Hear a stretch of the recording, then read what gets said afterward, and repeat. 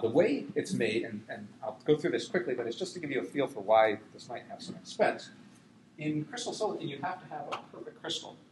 All the atoms are literally in the exact locations. And the way that you do that is you melt silicon in a large vat, put in a little seed crystal, pull it out slowly while you're rotating it, and you get out this huge column. You then use the diamond solder to slice into wafers. And at that point, you have your wafer.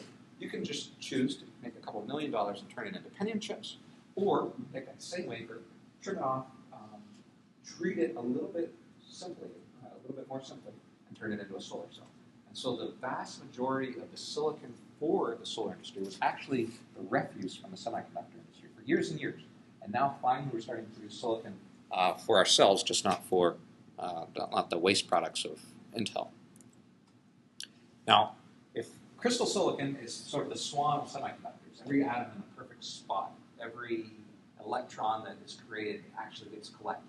The efficiency is really wonderful. Amorphous silicon is sort of the ugly duckling of the semiconductor world. Every single atom is twisted and turned. It looks like somebody sat on the crystal lattice, and that's what you get. And so, not surprisingly, the transport properties in amorphous silicon are not as good. So the efficiency is not as high. Now, amorphous silicon, though, does have some advantages, which is kind of interesting. It must be a Mac thing. It has a very high absorption coefficient, and because of that, you don't need very much material. You can make the layers extremely thin.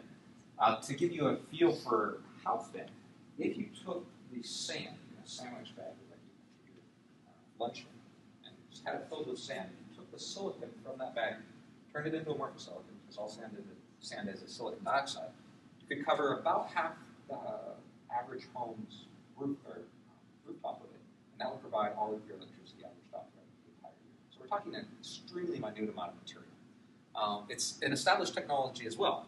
The screen for both the laptop and this nice little flat panel has a TFT flat panel controlled screen, which is just a thin film transistor, which is made out of amorphous silicon. So the same semiconductor industry also has a lot of experience with amorphous silicon, so they know what they're doing, and solar industry essentially just stole all the same techniques to do it. It's because it can be deposited on glass, metal, or plastic, it's very easy to integrate into buildings. So you can build it directly into the roof of the home rather than tack it on afterwards. Because of that, it has an excellent balance sheet, and because you could use so little of it, and it's such a waste product essentially, it's cheaper than the substrate that you deposit it on. You can put it on glass, metal, or plastic. And so there's most companies that work with amorphous silicon put it on glass. There's a couple, one in Japan and one in the US, that deposit it on stainless steel, and there are a few that are starting to look at putting it on plastic. So depending upon your application and depending upon what your roof looks like, you can literally, you don't have to have a flat panel cell, you can have one that is whatever shape that you like. And I apologize for this. The disadvantage is that it has a relatively low efficiency. The panels in the US, they're selling for around 7 or 8%. You can get them up to 10 for the ones in Europe and Japan. Now there's lots of other technologies. The thin film technology, which is what amorphous is really just gotten started. It's really just hitting sort of, not mass scale production, but like medium scale production, to the point where you can actually buy them. I talked with a few of the solar installers. Has anyone here been able to get cadmium telluride cells? There's this wonderful company in the US called First Solar that makes solar cells out of cadmium telluride. They currently have the least expensive cost per watt of any of the types of solar. Now, it might not be possible to get them here in Canada yet. Again, the problem with that particular technology, even though they can produce it and very inexpensively, they have much more demand than they have supply for, so they don't necessarily drop the cost, and they may not be selling out of the US and Europe at the moment. CIGS is another thin film. This is made out of copper, indium gallium diselenide. They've just started mass production, so within a year or two, you'll be able to buy 6 cells. The gallium arsenide cells and anything that's made with any components of it, so it doesn't matter how many junctions it has very high efficiencies, but it's very expensive.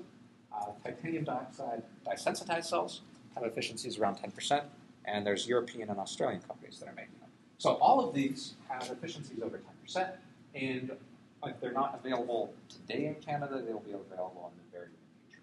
We're talking about toxics. The disadvantage of these two guys, they both contain cadmium, and that's a toxic heavy metal. Although, when it's tied up in the materials of a solar cell, it's essentially encapsulated for the life of the panel, and so it's not that big of a problem. I've been asked before about what happens if your house catches on fire, and it's true it would create toxic gas, but you're going to die long before that gets you by the flames and the heat, the smoke.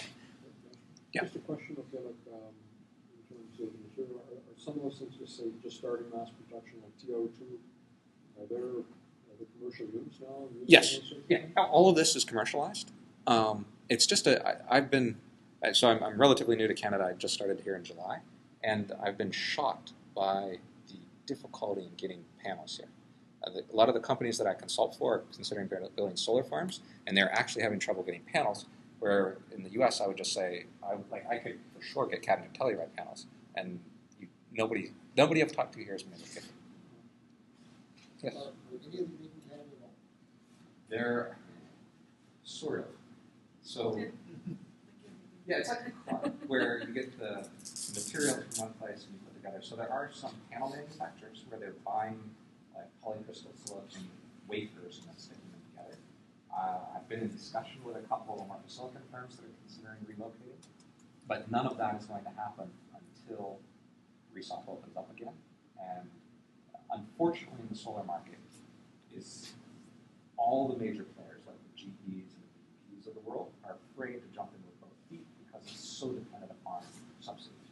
The Japanese and the Germans did something very smart. The way they subsidized is they put a lot of money up front, and they told everybody how it was going to shrink. And the Japanese essentially have no feed-in tariffs, no subsidies of any kind now. And you look at the Sharps and the Simons of the world, man, they're kicking our butts. Like, they are making a profit. They can't build factories big enough. They're all doing things like doubling the factory size. And to give you a feel for the scale, one of the main companies I consulted for in the U.S. was Unisolar, and their big factory was 50 megawatts. That's a big factory. In Japan, they're building 1 gigawatt factory, and it's like they lose 50 megawatts. It's shop for it happened. And for us, it's like, oh, it's a football-sized field factory. We're so great, but it's not the same, not the same at all. And in Canada, it's even more not the same. So I went to the Photovoltaics, it was like Innovation Network meeting last month, and a lot of people there, a lot more enthusiastic, a couple hundred people actually. So that was kind of good. But in looking at the speakers, everybody's new, everybody's just brought in, they're not quite there yet. So 5 years, for sure, this year, very hard, very hard. Okay, so